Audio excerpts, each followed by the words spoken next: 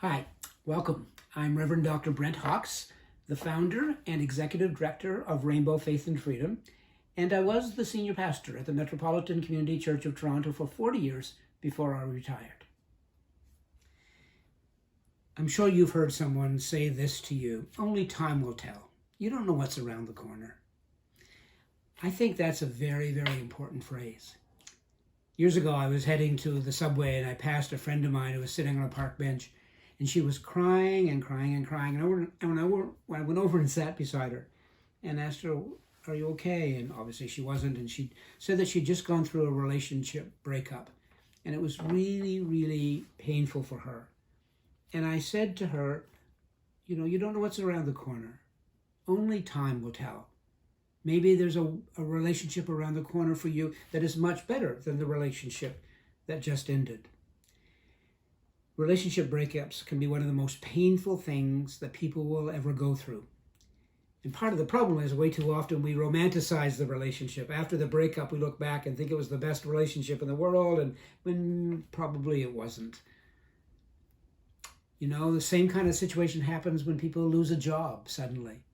They don't know what's around the corner. Only time will tell. Maybe a better job is coming. We so often in our lives attach negative emotions to things that happen to us. Yes, things may be unfortunate. Yes, they may be painful. But we lump on top of them this real negative emotion about how awful the situation is for us when we don't know what's around the corner. Only time will tell. And ironically, sometimes just the opposite happens. We place too much positive energy on top of a situation. Someone finds a new partner, and all of a sudden they're like so happy and so excited, and they found the ideal person, the best person in the world, and they fall head over heels in love with that person. Only a few months later, when it ends, then they're devastated. And then a few months later, they meet someone else and think it's the best and most perfect relationship in the world. I think it's important for us to be careful not to put on top of events and situations in our lives more negative energy or necessarily more positive energy than is necessary. That we should let the events be what they're going to be. Experience them for what they are in the moment. So back to my friend on the bench. A few years later, she's in a new relationship. It's a very positive relationship. And she's a community leader. As you go through life and as you experience things that are difficult, hurtful, painful, try not to put too much more additional negative energy on top of the situation. Because who knows what's around the corner? Only time will tell. Thank you.